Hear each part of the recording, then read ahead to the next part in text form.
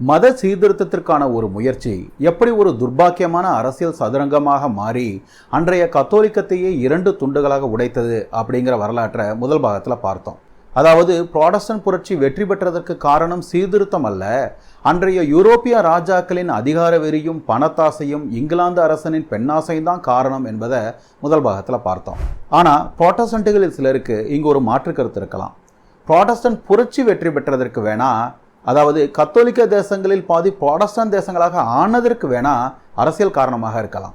பின்னாட்களில் அரசியலுக்கான தேவைகள் காலாவதியான பிறகு இந்த தேசங்கள் எல்லாம் சீர்திருத்தத்தில் ஈடுபட்டன என்பதுதான் உண்மை. அப்படி சீர்திருத்தப்பட்ட கிறிஸ்தவத்தின் வடிவம்தான் புராட்டஸ்டன்டிசம் என்று இவர்கள் முரண்டு பிடிக்கலாம். வேறு வார்த்தைகளில் சொன்னால், புராட்டஸ்டன்ட் தேசங்களின் உடல்கள் புராட்டஸ்டன்ட் ஆனதற்கு வேணா அரசியல் காரணமாக இருக்கலாம், ஆனால் இந்த தேசங்களின் மனங்கள் புராட்டஸ்டன்ட் ஆனதற்கு சீர்திருத்தம் தான் காரணம் அப்படின்னு இவங்க முரண்டு பிடிக்கலாம். ஆனால் இவங்க சொல்கிறது தான் உண்மைன்னு வச்சுக்கிட்டா, புராட்டஸ்டன்டிசத்தின் அடிப்படையான நம்பிக்கைகள் எதற்கும், அதாவது புராட்டஸ்டன்டிசத்தின் கத்தோலிக்கத்திற்கு முரணான உபதேசங்கள் எதற்கும் அன்றைய அரசியலோ உலகியலோ காரணமாக இருக்கக்கூடாது இல்லையா? ஆனால் உண்மை என்ன தெரியுங்களா? புராட்டஸ்டன்டிசத்தின் கத்தோலிக்கத்திற்கு முரணான உபதேசங்கள் அனைத்திற்குமே அன்றைய அரசியலும் பணத்தாசையும் தான் காரணம். அந்த உபதேசங்கள் என்னென்ன என்பதையும் அவைகள் உருவானதற்கும் நிரந்தரமானதற்கும் எப்படி அன்றைய அரசியலும் பணத்தாசையும் தான் காரணமாக இருந்தது என்பதையும் தான் இந்த வீடியோவில் நம்ம பார்க்க போகிறோம். புராட்டஸ்டன்ட்டுகளுடைய கத்தோலிக்கத்திற்கு முரணான உபதேசங்களை 2 வகையாக பிரிக்கலாம். 1 உண்மையிலேயே முரணான உபதேசங்கள், 2 முரண்பாடானவை என்று கற்பனை செய்து கொள்ளப்படுகிற உபதேசங்கள். பைபிள் ஒன்றே இறையாண்மை கொண்டது, குருத்துவம் பொய், சிலைகள் திருமிச்சங்கள் தவறானவை, விசுவாசம் ஒன்றே ரட்சிக்கும், அருட்சாதனங்கள் புனித சடங்குகள் பொய் என்கிற 5ம் புராட்டஸ்டன்ட்டுகளுடைய கத்தோலிக்கத்திற்கு முரணான உபதேசங்களில் முக்கியமானவை என்பதை புராட்டஸ்டன்ட்டுகள் யாரும் மறுக்க போகிறதில்லன்னு நம்புகிறேன். இந்த 5 உபதேசங்களில் முதல் 3ம் உண்மையான முரண்பாடுகள், கடைசி 2ம் கத்தோலிக்கத்திற்கு முரணானவை என்று கற்பனை செய்து கொள்ளப்படுகிற உபதேசங்கள். இந்த கடைசி 2ம் எப்படி கற்பனையானவை என்பதையும் முதல் 3 உண்மையான முரண்பாடுகளும் உருவானதற்கு காரணம் அன்றைய அரசியலும் பணத்தாசையும் தான் என்பதையும் தான் இந்த வீடியோவில் பார்க்க போகிறோம். இந்த முதல் 3ல் பைபிள் ஒன்றே இறையாண்மை கொண்டது என்கிற உபதேசம் எப்படி ஆதி கிறிஸ்தவர்களுக்கு முற்றிலும் எதிரான ஒரு நிலைப்பாடு என்றும், அது தோன்றியதற்கு காரணம் லூத்தரை சூழ்ந்த அரசியல்தான் என்றும் முதல் வீடியோவில் நம்ம பார்த்துட்டோம். ஆகையால் மிச்சம் இருக்கிற குருத்துவம் பொய், சிலைகள் திருமிச்சங்கள் தவறானவை என்கிற உபதேசங்கள் நிரந்தரமானதற்கும் அன்றைய அரசியல் தான் காரணம் என்பதை இந்த வீடியோவில் நம்ம பார்க்கலாம். கிறிஸ்து தனது அபிஷேகத்தையும் அதிகாரத்தையும் தனது சீஷர்களுக்கு கொடுத்தார். அந்த சீஷர்கள் தாங்கள் உருவாக்கிய சபைகளில் ஒரு சிலரை மேய்ப்பர்களாக ஏற்படுத்தி அதே அபிஷேகத்தையும் அதிகாரத்தையும் அவர்களுக்கு கொடுத்தார்கள். அந்த மேய்ப்பர்கள் தங்களுக்கு பின் வந்தவர்களை தங்களுடைய பதவிகளில் அமர்த்தி அதே அபிஷேகத்தையும் அதிகாரத்தையும் அவர்களுக்கு கடத்தினார்கள். இப்படி கிறிஸ்துவிலிருந்து வழி வழியாக வரும் போப், ஆயர்கள், அருப்பணியாளர்களுக்குத்தான் கிறிஸ்தவர்களை மேய்க்கும் உரிமையும் அதிகாரமும் இருக்கிறது. அதாவது கிறிஸ்தவத்தில் தடியெடுத்தவனெல்லாம் தண்டல்காரன் ஆகிவிட முடியாது. இதுதான் குருத்துவம் என்கிற கத்தோலிக்க நம்பிக்கையின் சாராம்சம். இந்த குருத்துவத்தை புராட்டஸ்டன்ட்டுகள் ஏற்றுக்கிறதில்லை. சரி, இங்கே கேள்வி என்னன்னா, கத்தோலிக்கத்திற்கும் புராட்டஸ்டன்டிசத்திற்குமான இந்த முரண்பாட்டுக்கு காரணம் சீர்திருத்தமா என்பதுதான். முதல் பாகத்தில் நம்ம சுருக்கமாக பார்த்த ஒரு வரலாற்றை இங்கே கொஞ்சம் விரிவாக பார்ப்போம். ஏன்னா அந்த வரலாறே இந்த கேள்விக்கு பதில் சொல்லிடும். 1517இல் லூத்தர் தனது பிரபலமான அந்த 95 கூற்றுகளை எழுதிய போது அன்றைய பல்கலைக்கழகங்களில் வழக்கமாக நடக்கும் ஒரு விவாத பொருளாக மட்டும்தான் எழுதினார். ஆனால் திருமானியங்களை சந்தை சரக்கு போல விற்பனை செய்து தங்களுடைய சொந்த பாக்கெட்டை நிரப்பிக் கொண்டிருந்த கத்தோலிக்க சபை தலைவர்கள் சிலரை இது கோவப்படுத்திருச்சு. வெகு சீக்கிரத்திலேயே லூத்தருக்கு ஆதரவாகவும் எதிராகவும் சபையில் 2 கூட்டங்கள் உருவாயிடுச்சு. இந்த சமயத்தில் கத்தோலிக்க சபை தலைவர்களோடு ஏற்கனவே மனக்கசப்பில் இருந்த ஜெர்மானிய ஜமீன்தார்களுக்கு சபையின் அதிகாரத்தை உதறி தள்ளுவதற்கு லூத்தரின் சச்சரவு ஒரு நல்ல வாய்ப்பாக பட்டுச்சு. ஆகையால் எதிரிக்கு எதிரி நண்பன்கிற வகையில் லூத்தருக்கு இந்த ஜெர்மானிய அரசியல்வாதிகள் தங்களுடைய ஆதரவு கரத்தை நீட்டுறாங்க. லூத்தர் அவர்களுடைய பாதுகாப்பிலேயே காலங்கழிக்கிறார். சுமார் 1.5 வருஷம் கழித்து 1519இல் இனிமேல் நான் சீர்திருத்தத்தை குறித்து பேச மாட்டேன் என்று போப்பினுடைய தூதுவரான கார்ல் மில்டிட்ஸுடன் லூத்தர் ஒரு சமாதான ஒப்பந்தம் செஞ்சுக்கிறார். ஆனால் ஒரு சில மாதங்களிலேயே ஏதோ ஒரு காரணத்தினால அந்த ஒப்பந்தத்தை தூக்கி எறிகிறார். அதோடு கத்தோலிக்க சபையோடு ஒப்புரவாவதற்கு இருந்த கொஞ்ச நஞ்ச சாத்தியங்களும் காணாமல் போயிருச்சு. நாட்கள் செல்ல செல்ல கத்தோலிக்க சபை எப்படியும் தன்னை சபை விலக்கு செய்துவிடும் என்று லூத்தருக்கு புரிந்து விடுகிறது. புலிவாலை பிடித்துவிட்ட லூத்தருக்கு இப்போ கத்தோலிக்க சபையின் அதிகாரத்தையே புறக்கணிப்பதை தவிர வேற வழி இல்லைன்னு ஆகுது. விளைவு குருத்துவம் என்பது ரோம சபையின் சதி. அப்போஸ்தலர்களிலிருந்து வழி வழியாக வரும் போப், ஆயர்கள் மற்றும் அருட்பணியாளர்கள் என்கிற பதவிகள் எல்லாம் பைபிளுக்கு புறம்பானவை. ஏன்னா ஒவ்வொரு கிறிஸ்தவனுமே குருத்துவம் பெற்றவன்தான். ஆகையால் எந்த ஒரு கிறிஸ்தவனும் சபைகளுக்கு மெய்ப்பனாகலாம் அப்படின்னு பேச தொடங்குறார். ஆனால் எல்லோருமே தலைவன் என்றால் யாருமே தலைவன் இல்லையே. அப்படின்னா கிறிஸ்தவர்களை மேய்க்கும் உரிமையும் அதிகாரமும் யாருக்கு இருக்கிறது அப்படிங்கிற கேள்வி எழுது. அதன் விளைவுதான் லூத்தரின் மிக முக்கியமான புத்தகம் என்று வரலாற்று அறிஞர்கள் கருதுகிற ஜெர்மானிய தேசத்தின் கிறிஸ்தவ அரசர்களுக்கு ஒரு கடிதம் என்கிற புத்தகம். இந்த புத்தகத்தில் போப், ஆயர்கள் என்கிற பதவியோ குருத்துவம் புனிதமானது என்கிற பகுப்போ அயோக்கியத்தனமானது. கிறிஸ்தவர்களை ஆளும் பொறுப்பும் உரிமையும் அதிகாரமும் கிறிஸ்தவ அரசர்களுக்குத்தான் இருக்கிறது என்று லூத்தர் எழுதுகிறார். இதே வருடத்தில் அவர் வெளியிட்ட பேப்பசி அட் ரோம் என்கிற இன்னொரு புத்தகத்தில் கிறிஸ்தவ ராஜாக்கள் ரோம சபை தலைவர்களையெல்லாம் ஜெர்மானிய தேசத்திலிருந்து துரத்தி அவர்களுடைய பதவிகளை பிடுங்கிக் கொண்டீர்கள் என்றால் எனது உள்ளம் குளிரும் என்று குருத்துவத்தை ஒழிக்க சொல்லி நேரடியாகவே லூத்தர் எழுதுகிறார். தனக்கு பாதுகாப்பு கொடுத்த ஜெர்மானிய ஜமீன்தார்களுக்கு செஞ்சோற்று கடன் தீர்ப்பதற்காக இவ்வளவு பெரிய அதிகாரத்தை அவங்களுக்கு தூக்கி கொடுத்தாரோ, அல்லது கத்தோலிக்க சபையின் அதிகாரத்திலிருந்து தனக்கே விடுதலை வேண்டி இப்படி எழுதினாரோ, அல்லது இதைத்தான் சீர்திருத்தம் என்று லூத்தர் உண்மையிலேயே நினைத்தாரோ, அதை உங்களுடைய யுகத்திற்கே நான் விட்டுடுறேன். ஆனால் ஒன்று மட்டும் நிச்சயம், திண்ணையில் கடந்தவனுக்கு திடுக்குன்னு வாழ்வு வந்தது மாதிரி லூத்தரின் குருத்துவ நிராகரிப்பு அவரை ஆதரித்த ஜெர்மானிய ராஜாக்களுக்கு மிகவும் கவர்ச்சிகரமான ஒரு ஏற்பாடாக இருந்துச்சு.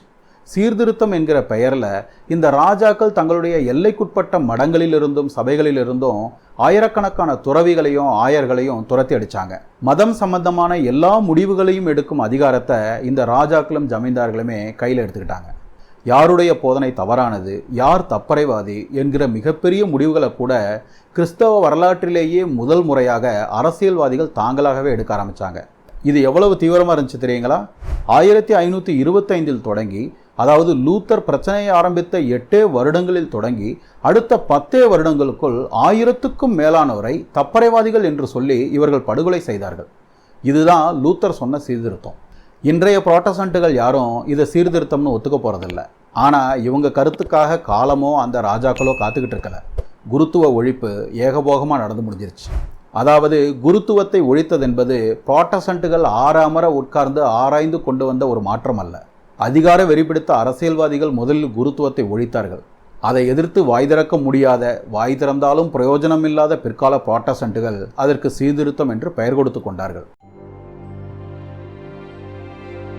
லூத்தரின் கால கத்தோலிக்க சபைகள் என்பவை ஊர் நடுவில் வெட்டவெளியில் உட்கார்ந்து கொண்டிருந்த மாபெரும் புதையல் பெட்டகங்கள். அந்த சபைகளின் சிலைகளும் திருமிச்சங்களும் பலிபீடங்களும் தங்கம், வெள்ளி, வைரம், வைடூரியம் என விலைமதிப்பற்ற பொருட்களால் அலங்கரிக்கப்பட்டிருந்தன. இப்படி ஒரு சூழல்ல குருத்துவ ஒழிப்பை வைத்து சபை பதவிகளையும் ஆயிரக்கணக்கான மடங்களையும் சபை கட்டிடங்களையும் லட்சக்கணக்கான ஏக்கர் நிலங்களையும் கொள்ளடிச்சவங்களுக்கு இந்த சிலையொழிப்பு வாதம் எவ்வளவு கவர்ச்சிகரமான ஒரு உபதேசமாக இருந்திருக்கும்னு யோசிச்சு பாருங்க. அப்போ புரியும் புரோட்டஸ்டன்ட் சபைகளில் ஏன் சிலைகளே இல்லாமல் போணுச்சுன்னு. ஓசி பிரியாணியில் லெக் பீஸும் சேர்ந்து கிடச்ச மாதிரி டன் கணக்கில் தங்கம், வெள்ளி, வைர, வைடூரியங்களை தங்களுடைய அரண்மனைகளுக்கு அள்ளி போவதற்கு மத சீர்திருத்தம் என்கிற ஒரு புனித காரணமும் கிடைச்சா சும்மா விடுவாங்களா? எல்லாத்தையும் சுரண்டி அள்ளி வள்ளு வதக்குன்னு வாயில் போட்டுக்கிட்டாங்க. அதுக்கப்புறம் என்ன நடந்திருக்கும்னு உங்களுக்கே தெரியாதா என்ன? இவ்வளவு செய்தவங்க பிறகு எந்த மூஞ்சியை வச்சுக்கிட்டு தங்களுடைய தேசத்து சபைகளில் சிலைகளை வைக்க அனுமதிப்பாங்க? அப்படி புதுசாக சிலைகளை வச்சா ஏற்கனவே இருந்த சிலைகளை எல்லாம் எங்கள் அப்பனும் பாட்டனும் சேர்ந்து கொள்ளடிச்சு வாயில் போட்டுக்கிட்டானுங்கன்னு இவங்களே ஒத்துக்கிறது ஆகாதா? இதனால தான் பிற்கால புரோட்டஸ்டன்ட் சபைகளில் சிலைகளே இல்லாமல் போணுச்சு. ஆனால் இந்த வரலாறு தெரியாத அல்லது தெரிந்தும் ஏற்காத பிற்கால புரோட்டஸ்டன்ட்டுகள் சிலைகள் பைபிளுக்கு எதிரானது என்பதால் தான் எங்களுடைய முன்னோர்கள் சிலைகளை வச்சுக்கலையாக்கும் அப்படின்னு ஒரு உருட்டி சிலைகள் இல்லாத மூலிகளாக தங்களுடைய சபைகள் நிற்பதை நியாயப்படுத்தினாங்க. நமது காலத்து புரோட்டஸ்டன்ட்டுகளும் இதுதான் உண்மைன்னு நம்பிக்கிட்டு கத்தோலிக்கர்களை கல்லு வணங்கிங்கன்னு வசப்படிட்டு திரிகிறாங்க. ஜெர்மானிய ஜமீன்தார்களுடைய பணத்தாசையின் உதவி மட்டும் இல்லைன்னா கிறிஸ்தவ சிலைகளை வழிபட்டு கொண்டிருக்கும் கத்தோலிக்கர்களை பார்த்து கல்லு வணங்கிகள்னு கிண்டலடிக்கிற இந்த கூட்டத்தின் பெரும்பான்மை இன்னைக்கு இந்து கோயில்களில் நின்று கொண்டு அங்கிருக்கும் சிலைகளை எந்த உறுத்தலும் இல்லாமல் வணங்கிக்கிட்டு இருக்கோம் அப்படிங்கிறது தான் இதில் பெரிய காமெடியே. இதில் இன்னொரு முக்கியமான விஷயம் என்னன்னா, புனிதர்களின் திருமிச்சங்களை எதிர்த்த லூத்தரும் கூட சிலைகளை எதிர்க்கலை. முன்னோடி புரோட்டஸ்டன்ட்டுகள் பலரோட சீர்திருத்த லிஸ்ட்டில் சிலையொழிப்பே இல்லை. மார்ட்டின் லூத்தர் சிலையொழிப்புவாதிகளை கடுமையாக எதிர்த்தார். ஜான் கால்வின் கூட சிலைகளும் ஓவியங்களும் படிக்காத மக்களுக்கு உதவுமே என்று தான் பார்த்தார். ஸ்விங்லி மட்டும்தான் சிலைகளை அகற்ற வேண்டும் என்று போதித்தார். ஆனால் அவரும் கூட அனபாப்டிஸ்டுகள் அராஜ்யவாதிகளுடைய சிலையொழிப்பு கொள்ளைகளை கடுமையாக சாடினார். சிலைகளை அகற்ற வேண்டும் என்று சொல்லுகிற இந்த பைத்தியங்களை நான் கெஞ்சி கேட்டுக்கொள்ளுகிறேன் என்று புராட்டஸ்டன்ட் புரட்சியை தொடங்கிய லூத்தரே மன்றாடும் அளவிற்கு கையை மீறி போன ஒரு வரலாற்று விபரீதத்தை ஏதோ அறிஞர்கள் ஒன்று கூடி மாத கணக்கில் அலசி ஆராய்ந்து விவாதித்து தீர்மானம் கொண்டு வந்து செய்த ஒரு மாற்றம் போல சீர்திருத்தம் என்று அழைப்பது எவ்வளவு பெரிய பித்தலாட்டம். குருத்துவத்தின் விஷயத்தில் எப்படி முதலில் குருத்துவம் ஒழிந்து பிறகு அது சீர்திருத்தம் என்று சமாளிக்கப்பட்டதோ அதே போல சிலைகளும் திருமிச்சங்களும் முதலில் கொள்ளை போனது, பிறகு அது சீர்திருத்தம் என்று சமாளிக்கப்பட்டது. ஆக இந்த முரண்பாடும் அரசியலால் தான் பிறந்ததே தவிர சீர்திருத்தத்தால் அல்ல. புனித மரியாவும் மற்ற புனிதர்களும் புராட்டஸ்டன்டிசத்தில் காணாமல் போனதற்கும் கூட இந்த சிலையொழிப்புவாதம் தான் காரணமே தவிர சீர்திருத்தம் அல்ல. புனித ரோம பேரரசருக்கு தங்களுடைய நிலைப்பாடு என்ன என்று தெரியப்படுத்துவதற்கு லூத்தரும் அவரது கூட்டாளிகளும் 1536 ஒரு அறிக்கையை தயாரித்தாங்க. இது ஆக்ஸ்பர்க் கன்ஃபெஷன் என்று அழைக்கப்படுகிறது. இந்த அறிக்கையின் 4வது கூற்று இப்படி சொல்கிறது: தேவனுடைய கிருபை இல்லாமல் தன்னுடைய சொந்த நற்செயல்களால் ஒருவன் தேவனுக்கு முன்பாக நீதிமானாக முடியாது. விசுவாசத்தினால் அன்றி ஒருவனும் நீதிமானாகிறதில்லை.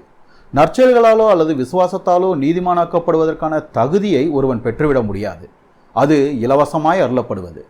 இதற்கு எதிராக கத்தோலிக்க சபையின் கவுன்சில் ஆஃப் ட்ரெண்ட் ஒரு அறிக்கையை வெளியிட்டது.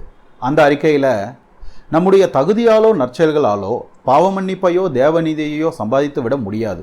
விசுவாசத்தின் மூலமாக தேவனுடைய கிருபையினால்தான் நாம் பாவமன்னிப்பை பெற்று தேவனுக்கு முன்பாக நீதிமானாகிறோம் என்று கத்தோலிக்க சபை சொல்கிறது. என்னடா இது ரெண்டும் ஒரே மாதிரி தானே இருக்குது அப்படின்னு தானே குழப்பமாக இருக்கு. சேச்சா, அது எப்படி ஒரே மாதிரி இருக்க முடியும்? ஒருவேளை கத்தோலிக்கத்தின் அறிக்கையில் ஏதாவது ட்விஸ்ட் இருக்குமோ அப்படின்னு தானே புராட்டஸ்டன்ட்டுகள் யோசிக்கிறீங்க. வீடியோவை பாஸ் பண்ணிவிட்டு 2வது அறிக்கையை மீண்டும் ஒரு முறை படிக்கணும்னு தானே தோணுது. உங்கள் சந்தேகம் நியாயம்தான். ஏன்னா இந்த கேஸில் உண்மையிலேயே ஒரு ட்விஸ்ட் இருக்குது. ஆனால் அது நீங்கள் நினைக்கிற மாதிரி இல்லை. அந்த ட்விஸ்ட் என்னன்னா, நீங்கள் சந்தேகப்பட்ட இந்த 2வது அறிக்கை இருக்கே, அது உண்மையில் புராட்டஸ்டன்ட்டுகளின் அறிக்கை. நான் முதல்ல காண்பிச்சேன்ல, அதுதான் கத்தோலிக்க சபையின் அறிக்கை. ஆனால் நான் இவைகளை மாற்றி காண்பித்த போது உங்களில் பெரும்பான்மையானவர்களுக்கு 2வது அறிக்கை மேலே தான் சந்தேகம் வந்துச்சு. ஏன்னா நான் முதலாவதாக காண்பித்த கத்தோலிக்க அறிக்கை புராட்டஸ்டன்ட் நம்பிக்கைக்கு எந்த வகையிலும் முரண்படுவதாக உங்களுக்கு தோணவே இல்லை. அப்படின்னா என்ன அர்த்தம்? எது நம்மை ரட்சிக்கிறது என்கிற கேள்விக்கு புராட்டஸ்டன்டிசம் சொல்கிற அதே பதிலை தான் கத்தோலிக்கமும் சொல்லுது அப்படின்னு அர்த்தம். அதாவது நற்செயல்கள் தான் நம்மை ரட்சிக்கும் என்று கத்தோலிக்க சபை போதிக்கிறது என்பது புராட்டஸ்டன்ட்டுகளுடைய மூட நம்பிக்கை அப்படின்னு அர்த்தம். சொல்லப்போனால் ரட்சிப்பு என்பது தேவனுடைய ஈவு என்பதில் கத்தோலிக்க சபையின் பிடிவாதம் அதிகம்னே சொல்லலாம். கத்தோலிக்க சபையின் அறிக்கையை கொஞ்சம் பாருங்களேன். நீதிமானாக்கப்படுவதற்கான தகுதியை ஒருவன் நற்செயல்களால் மட்டுமல்ல விசுவாசத்தால் கூட சம்பாதிக்க முடியாது. அது முழுக்க முழுக்க தேவனுடைய ஈவு என்று கத்தோலிக்க அறிக்கை சொல்லுது. ஆனால் நீதிமானாக்கப்படுவதற்கான தகுதியை ஒருவன் விசுவாசத்தால் சம்பாதித்து விட முடியும். அதாவது நீதிமானாக்கப்படுதல் என்பது ஒருவனுடைய விசுவாசத்திற்கு கடவுள் கொடுத்தாக வேண்டிய சம்பளம்தான் என்கிற அர்த்தம் தான் புராட்டஸ்டன்ட் அறிக்கையில் வெளிப்படுது. அப்படின்னா நீதிமானாக்கப்படுதல் என்பது முழுக்க முழுக்க தேவனுடைய ஈவு என்பதில் புராட்டஸ்டன்டிசத்தை விடவும் கத்தோலிக்கம் தானே அதிக பிடிவாதமாக இருக்குது. உடனே சில புராட்டஸ்டன்ட்டுகள் பதறலாம், இல்லை விசுவாசம் ஒருவனுக்கு தகுதியை உண்டாக்கி விடுகிறது என்று அந்த அறிக்கை சொல்லலை, நாங்களும் அப்படியெல்லாம் நம்பலை, நீதிமானாக்கப்படுதல் முழுக்க முழுக்க தேவனுடைய கிருபை தான் அப்படின்னு இந்த புராட்டஸ்டன்ட்டுகள் கொதிக்கலாம். அப்படின்னா என்னுடைய கேள்வி இதுதான்: நீதிமானாக்கப்படுதல் என்பது விசுவாசத்திற்கான கூலி என்று நீங்கள் நம்பலைன்னா விசுவாசமும் கூட தேவனுடைய கிருபை தான் என்று தான் நீங்களும் நம்புறீங்கன்னு அர்த்தமாகுது. பிறகு எந்த வகையில் இந்த 2 அறிக்கைகளும் முரண்படுது? நீதிமானவதை குறித்த உபதேசத்தில் கத்தோலிக்கத்திலிருந்து புராட்டஸ்டன்டிசம் எந்த வகையில் முரண்படுது? அதனால தான் சொல்கிறேன், நற்செயல்கள் தான் ரட்சிக்கும் என்று கத்தோலிக்க சபை போதிக்கிறது என்பது புராட்டஸ்டன்ட்டுகளுடைய மூட நம்பிக்கை. இந்த ஒற்றுமையெல்லாம் ஏட்டில் தாங்க இருக்குது. தங்களுடைய நற்செயல்கள் மட்டுமே தங்களை ரட்சிக்கும்னு கத்தோலிக்கர்கள் நம்புறாங்கிறத தான் அவர்களுடைய அனுதின வாழ்க்கை காமிக்குது அப்படின்னு சில புராட்டஸ்டன்ட்டுகள் முறுக்கிக்கிட்டு வரலாம். ஆனால் உண்மை என்னென்னா, ஏட்டில் இருப்பவைகளை வைத்தாவது புராட்டஸ்டன்ட்டுகள் கத்தோலிக்கத்திற்கு முரணான நம்பிக்கைகள் கொண்டவங்கன்னு கொஞ்சமாவது சமாளிக்கலாம். உண்மையில் 2 தரப்புகளுக்குமே எந்த முரண்பாடுமே இல்லைன்னு தெளிவாக நிரூபிக்கிறது அவங்களுடைய அனுதின வாழ்க்கை தான். எப்படின்னு கேட்குறீங்களா? புராட்டஸ்டன்ட்டுகளிடம் ஒரு கேள்வி: ஒருவன் கிறிஸ்துவை விசுவாசித்து விட்டாலே பரலோகம் போயிடுவானா, இல்லை அவன் நல்லவனாகவும் இருந்தாகணுமா? அதாவது ஒருவன் கிறிஸ்துவை விசுவாசித்து விட்டு வாழ்க்கை முழுக்க பாவச் செயல்களில் ஈடுபட்டு கொண்டே இருந்தால் அவன் பரலோகம் போக முடியுமா? இல்லை, அப்படியெல்லாம் போக முடியாது. விசுவாசத்தோடு நற்கிரியைகளும் சேர்ந்துருக்கணும் அப்படின்னு தானே சொல்லுவீங்க. அப்படின்னா விசுவாசம் கிசுவாசம்னு என்னதான் உருட்டினாலும் அனுதின வாழ்க்கையில் ப்ராட்டஸ்டன்டிசம் ஒருத்தங்கிட்ட எதிர்பார்ப்பது நற்செயல்களை தானே. அதாவது கத்தோலிக்கம் ஒரு கத்தோலிக்கனிடம் நற்செயல்களை எதிர்பார்ப்பது போலத்தானே ப்ராட்டஸ்டன்டிசமும் எதிர்பார்க்குது. அப்போ ஏட்டில் என்ன இருந்தாலும் ஒரு ப்ராட்டஸ்டன்ட்டுக்கும் கத்தோலிக்கனுக்கும் அனுதின வாழ்க்கையில் எந்த முரண்பாடுமே இல்லை தானே? இல்லை, அப்படி கிடையாது. ஒரு ப்ராட்டஸ்டன்ட் கிட்ட நற்செயல்கள் எதிர்பார்க்கப்படுவதற்கு காரணம் ஒருத்தனுக்கு உண்மையான விசுவாசம் இருந்தால் அது நற்செயல்களை வெளிப்பட்டே தீருங்கிறதால தான் அப்படின்னு சில ப்ராட்டஸ்டன்ட்டுகள் சமாளிக்கலாம். ஆனால் விசுவாசம் உள்ளவனெல்லாம் நற்செயல்கள் செய்வான்னு சொல்கிற இவங்க விசுவாசம் இல்லாமல் எவனாலாவது நற்செயல்களை செய்ய முடியுமா அப்படின்னு யோசிக்கிறதே இல்லை. அதாவது விசுவாசம் இல்லைன்னா ஒருத்தன் ஏன் நற்செயல்களை செய்யணும் அப்படின்னு இவங்க யோசிக்கிறதே இல்லை. நான் இயேசுவை கடவுள்னே விசுவாசிக்கலை, அவர் என் பாவங்களுக்காக மரித்தார் என்று நான் விசுவாசிக்கலை, அவரை நான் ரட்சகர் என்று கூப்பிட்டாலும் கூட அவர் தான் என்னை ரட்சிக்கிறார் என்று நான் விசுவாசிக்கலை, ஆனாலும் அவர் சொன்னார் என்று நான் நற்செயல்கள் செய்வேன் அப்படின்னு எந்த மடையனாவது இருப்பானா? பொத்தலான பை என்று தெரிந்தும் எவனாவது அதில் காசு போடுவானா? இயேசுவை விசுவாசிக்கலைன்னா ஒருத்தன் முதல்ல ஏன் கத்தோலிக்கனாக இருக்கணும்? அப்போ கத்தோலிக்கனும் இயேசுவைத்தான் விசுவாசிக்கிறான்னா ஏன் அவனுடைய நற்செயல்கள் மட்டும் விசுவாசத்தின் விளைவு அல்ல? அப்போ ஒரு கத்தோலிக்கனின் நற்செயல்களும் ப்ராட்டஸ்டன்ட்டின் நற்செயல்கள் போல விசுவாசத்தின் விளைவுதான்னா கத்தோலிக்கனுமே விசுவாசம் ஒன்று தான் ரட்சிக்கும்னு நம்புறான்னு சொல்கிறதான நியாயம். அப்போ எப்படி பார்த்தாலும் ரட்சிப்பின் விஷயத்தில் கத்தோலிக்கமும் ப்ராட்டஸ்டன்டிசமும் முரண்படுகின்றன என்பது ஒரு கற்பனை தானே. அருட்சாதனங்கள் அல்லது புனித சடங்குகள் என்கிற பெயரில் கத்தோலிக்கம் மூட நம்பிக்கைகளை போதிக்குது. ஆனால் ப்ராட்டஸ்டன்டிசத்தில் புனித சடங்குகள் என்று எதுவும் இல்லை. இது கத்தோலிக்கத்திற்கும் ப்ராட்டஸ்டன்டிசத்திற்குமான முக்கியமான முரண்பாடுகளில் ஒன்று என்று ப்ராட்டஸ்டன்ட்டுகள் நம்புகிறாங்க. ஆனால் இதுவும் ஒரு கற்பனை தான். ப்ராட்டஸ்டன்டிசத்தில் ஒரு பெருங்கூட்டம் புனித எண்ணெய், புனித நீர், புனித சீடிக்களை நம்புகிறாங்கங்கிறதால இதை நான் கற்பனைன்னு சொல்லலை. ப்ராட்டஸ்டன்ட்டுகளிடமும் புனித சடங்குகள் இருக்குங்கிறதால அப்படி சொல்கிறேன். ஏன்னா ஞானஸ்நானமும் கம்யூனியனும் புனித சடங்குகள் இல்லாமல் வேற என்ன? அவைகள் சடங்குகள் இல்லையா அல்லது அவைகள் புனிதங்கள் இல்லையா? சடங்கு என்றால் என்னவென்றே தெரியாத சில மங்குனிகள் ஞானஸ்நானமும் கம்யூனியனும் சடங்குகள் இல்லை அப்படின்னு சொல்ல துணியலாம். ஆனால் அவைகள் சடங்குகள் இல்லைன்னா வேற என்ன? குளிக்கிறதையோ சாப்பிட்றதையோ நாம் சடங்குகள்னு சொல்கிறதில்ல. ஏன்னா குளிச்சா சுத்தமாகறோம், சாப்பிட்டா பசி தீருது அப்படின்னு நமக்கே தெரியுது. அதனால் யாருமே சொல்லாமல் நாமாவே குளிக்கிறோம், நாமாவே சாப்பிட்றோம். ஆனால் ஒருவேளை குளிச்சாலும் அழுக்கே போகாது, சாப்பிட்டாலும் பசியே தீராது அப்படிங்கிற மாதிரி மனித உடலமைப்பு இருக்குதுன்னு வச்சுக்கோங்க. அப்படி ஒரு சந்தர்ப்பத்திலும் தினமும் குளிப்பதையும் 3 வேளை சாப்பிடுவதையும் விடாமல் செய்துக்கிட்டே இருந்தோம்னா அப்போ அவைகளை என்னன்னு சொல்லுவோம்? சடங்குகள்னு தானே சொல்லுவோம். அப்படி பார்த்தா ஞானஸ்நானமும் கம்யூனியனும் சடங்குகள் தானே. ஏன்னா இவைகளை செய்த பின்பும் எந்த மாற்றமும் இல்லைனாலும் இவைகளை தொடர்ந்து செய்வதற்கு காரணம் இவைகள் கடமைகளாக விதிக்கப்பட்டிருக்கு அப்படிங்கிறதால தானே. அப்படின்னா ப்ராட்டஸ்டன்ட்டுகளுக்கும் இவைகள் சடங்குகள் தானே. இந்த சடங்குகளை அவர்கள் புனிதமானதாகவும் தானே பார்க்குறாங்க. அப்படியெல்லாம் புனிதமானதாக பார்க்கலைன்னா ஒருத்தன் சாராயத்தை குடிச்சிட்டு ஞானஸ்நானத்திற்கு வந்தால் அவனுக்கு ஞானஸ்நானம் கொடுப்பாங்களா? போதையில் இருக்கிற ஒருத்தனுக்கு அப்பத்தையும் ரசத்தையும் கொடுப்பாங்களா? அந்த அப்பத்தை காலால் மிதிப்பட விடுவாங்களா? அப்படின்னா இந்த சடங்குகள் ப்ராட்டஸ்டன்ட்டுகளுக்கு புனித சடங்குகளாகத்தானே இருக்குது. இல்லை, எங்களை பொறுத்த வரைக்கும் கம்யூனியன் என்பது வெறும் நினைவு கூறல் தான் அப்படின்னு இவங்க சொல்லலாம். இவங்களை பார்த்து நான் ஒன்று கேட்குறேன். இன்றைக்கி அப்பமோ ரசமோ இல்லாமல் இயேசு தாம் காட்டி கொடுக்கப்பட்ட அன்று ராத்திரியிலே அப்பத்தை எடுத்து பிட்டு அப்படிங்கிற வசனமும் இல்லாமல் எல்லோரும் விட்டத்தை பார்த்து ஆண்டவருடைய மரணத்தை நினைவு கூறுவோம் அப்படின்னு வெறுமனே நினைவு கூறுவீங்களா? அந்த நினைவு கூறலை அப்பமும் ரசமும் சேர்ந்த ஒரு சடங்கோடு தான் செய்கிறீங்க. இல்லை, இந்த சடங்குகளுக்கு ஒரு தெய்வீகம் இருப்பதாக கத்தோலிக்கர்கள் நம்புகிறாங்க. ஆனால் நாங்கள் அப்படி நம்புறதில்லை. நாங்கள் செய்வதும் சடங்குகள் தான் என்றாலும் இந்த சடங்குகள் எங்களுக்கு வெறும் குறியீடும் நினைவு கூறலும் மட்டும்தான் என்று சிலர் மல்லுக்கு நிற்கலாம். ஆனால் வெறும் குறியீடும் வெறும் நினைவு கூறலும் எப்படி புனிதமானவைகளாக இருக்க முடியும்? பிறந்த நாளையும் சுதந்திர தினத்தையும் புனிதமானவைகள் நான் மதிக்கிறீங்க, ஏன் அப்படி மதிக்கிறது இல்லை? பிறந்த நாளுங்கிறது வெறும் குறியீடு என்பதாலும் சுதந்திர தினம்ங்கிறது வெறும் நினைவு கூறல் என்பதாலும் தானே. பிறப்புச் சான்றிதழ் வாங்குவதும் ஞானஸ்நானமும் ஒன்று தான். தேசிய கொடியை சட்டையில் குத்திக்கிறதும் அப்பம் பிட்குதலும் எங்களுக்கு ஒன்று தான்னு சொல்லுங்க. அப்போ ஒத்துக்கிறேன், நீங்கள் உண்மையிலேயே இவைகளை வெறும் குறியீடும் நினைவு கூறலுமாகத்தான் பார்க்குறீங்கன்னு. ஆனால் அப்படி ஒத்துக்க மாட்டீங்கன்னா உங்களிடமும் புனித சடங்குகள் இருக்கின்றன, அது உங்களுக்கு தான் தெரியவில்லை என்று தான் அர்த்தம். அதனால தான் சொல்கிறேன், புனித சடங்குகள் கத்தோலிக்கத்தில் மட்டும்தான் இருக்கின்றன, ப்ராட்டஸ்டன்டிசத்தில் இல்லை என்பது வெறும் கற்பனை தான். சடங்குகளின் விஷயத்தில் கத்தோலிக்கத்திற்கும் ப்ராட்டஸ்டன்டிசத்திற்கும் ஏதாவது வேறுபாடு இருக்குதுன்னா அது வெறும் எண்ணிக்கையில் மட்டும்தான். லூத்தரும் கூட புனித சடங்குகளின் எண்ணிக்கையை தான் குறைச்சாரே தவிர புனித சடங்குகளே தவறு அப்படின்னு சொல்லலை.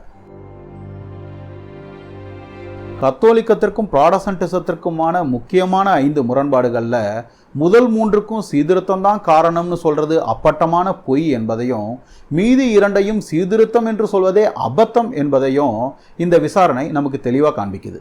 அதாவது புராட்டஸ்டன்ட் தேசங்களின் உடல்கள் புராட்டஸ்டன்ட் ஆனதற்கு மட்டுமல்ல, அவைகளின் மனங்கள் புராட்டஸ்டன்ட் ஆனதற்கும் கூட சீர்திருத்தம் காரணம் அல்ல, அன்றைய அரசியலும் உலகிலும் தான் காரணம் என்பதை இந்த விசாரணை நமக்கு தெளிவாக காண்பிக்குது. ஆக முதல் பாகத்தின் இறுதியில் சொன்னது போல, கிறிஸ்தவத்தின் 1500 வருட சரித்திரத்தில் எந்த சபை தந்தையர்களும் யோசித்து பார்க்காத ஒரு புதிய அஸ்திபாரத்தின் மீது எழுப்பப்பட்ட ஒரு புது மதம் தான் புராட்டஸ்டன்டிசம். எல்லா தப்பறைகளையும் போல புராட்டஸ்டன்டிசமும் கிறிஸ்தவத்தைப் போலவே தோற்றமளிக்கிறது என்பதற்காக அதை கிறிஸ்தவத்தின் சீர்திருத்தம் என்று ஏற்றுக்கொள்ள முடியாது.